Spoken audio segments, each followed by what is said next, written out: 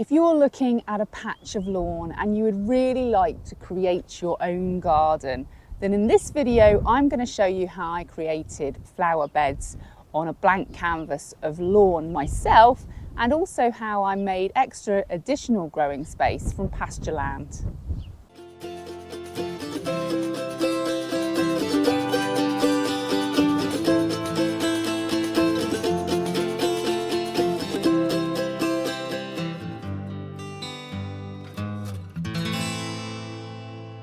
Turning an area of grass into a planting space can be overwhelming. And as there are many different recommendations on how to proceed, sometimes it can be difficult to know just where to start. There are advantages and disadvantages to many of the advised methods. With rotivating or tilling, destroying much of the fungi, the bacteria, and of course the earthworms, and with no dig needing a large amount of both cardboard and compost. Don't beat yourself up about which process is the best or the right one, because ultimately growing something other than grass will be a benefit to both you and the ecosystem. So whichever way you choose to achieve this, the result will be a positive one.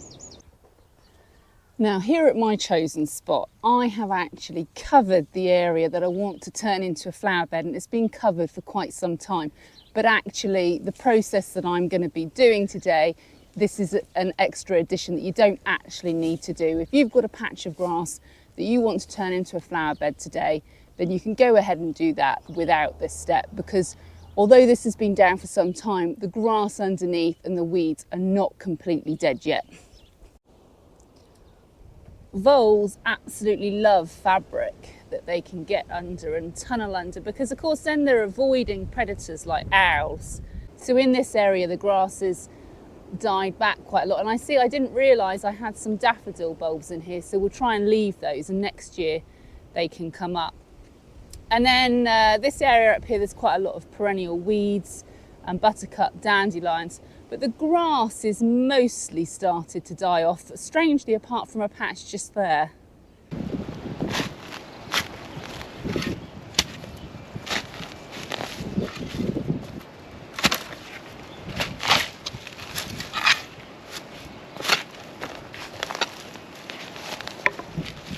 So essentially what I'm doing at the moment is just turning my turfs over.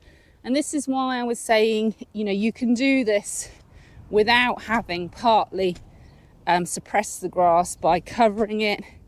And if you've got really long grass, you could of course trim or mow it off before you start, and that would also make the process a bit easier. I'm just pulling off the longer bits of the grass, and I'll pop those in my compost heap. But the roots will die off on their own in not too much time.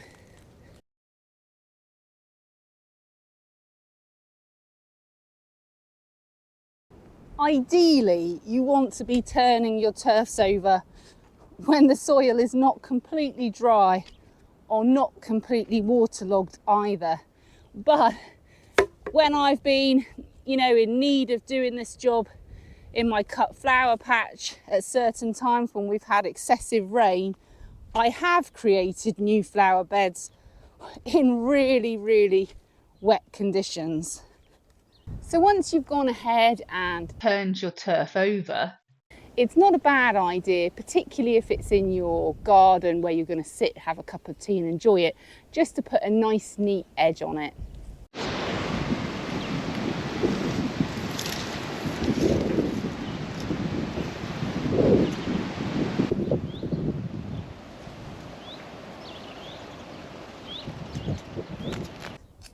So I've gone ahead and put a string line along the edge here that I want to be parallel to the path, but actually I've left the ends there because I'll put a little bit of a curve on the end.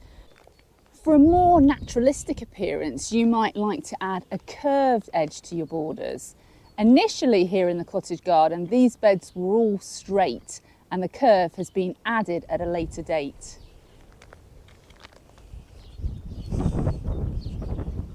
because I've opted not to rotivate this soil, I think it's not a bad idea for me just to aerate it. And I know that obviously I've lifted the turf sort of about 3 to 4 inches, but what I want to do now with my fork is just get my fork a bit further down than the initial turfs, just pull them back just to get a bit of air into the soil where it may have become compacted. So here we are.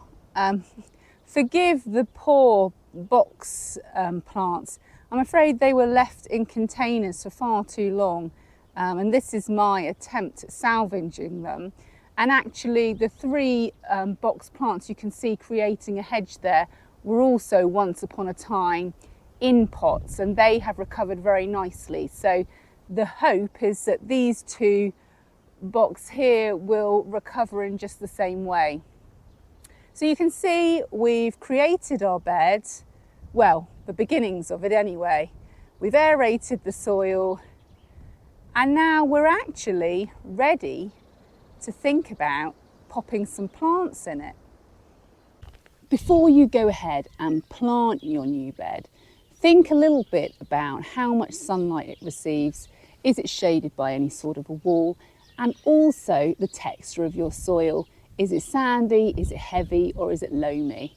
Pick the plants which are best suited to the situation that you have, and then they'll go on to flower well for you. It's all about putting the right plant in the right place. A warning that some of the next clips viewers may find upsetting.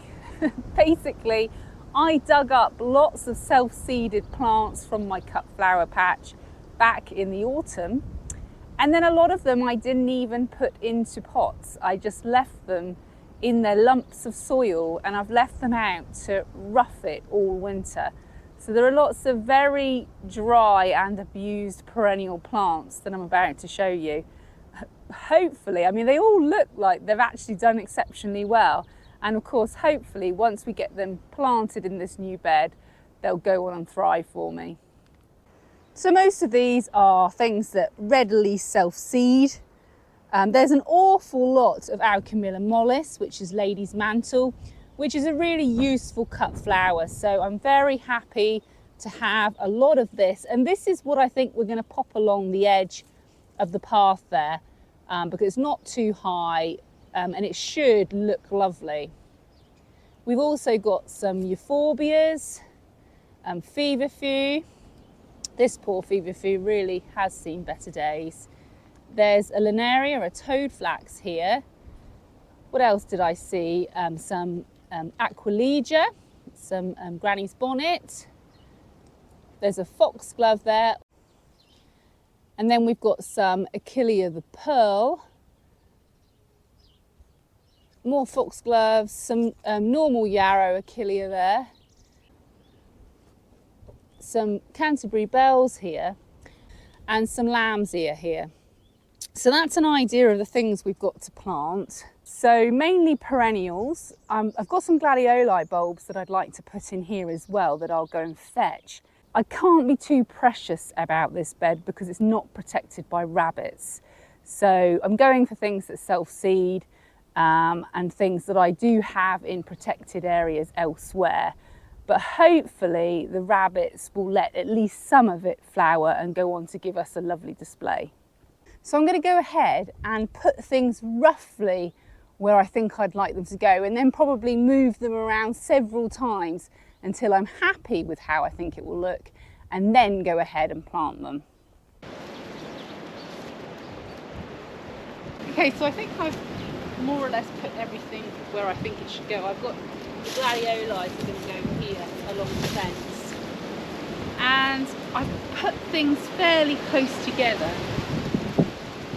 and that's because I want them to smother the weeds, and I don't want this to look too formal. I want it to be a self-seeded cottagey garden-y look.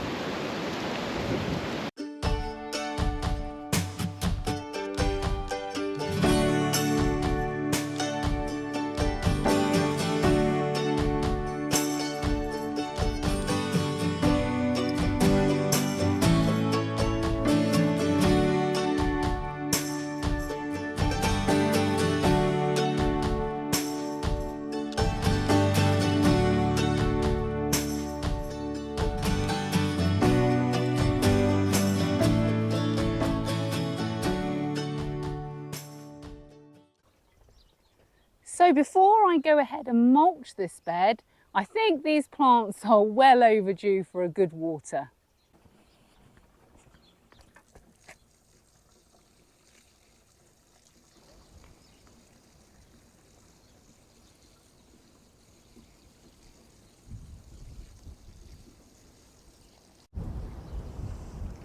My watering cans are quite slow to fill. In fact, I wonder if we're getting a bit empty now. We haven't had rain for quite a long time now, so I am sort of getting to the bottom of all of my water butts. So I've just brought you into the cut flower patch to show you one of my favourite mulches. So this is Miscanthus. And it's readily available as animal bedding, so I do actually use it for my chickens, but I tend to buy it specifically for the purpose of being a mulch, and it won't stop weeds altogether. In fact, if we head on over here to this bed, you can see there are plenty of weeds in here where I need to come in and do some weeding, so it won't stop them entirely. But what it will do are so many things. And any mulch, it doesn't have to be Miscanthus. It is so good for your garden, and I will go ahead and link my video all about amending clay soil, where I go into a bit more detail about the types of mulch you can use. But essentially, mulches can help suppress weeds. The most important thing they do is help to retain moisture in the soil, which with us apparently expecting a drought this summer, but we'll wait and see for that.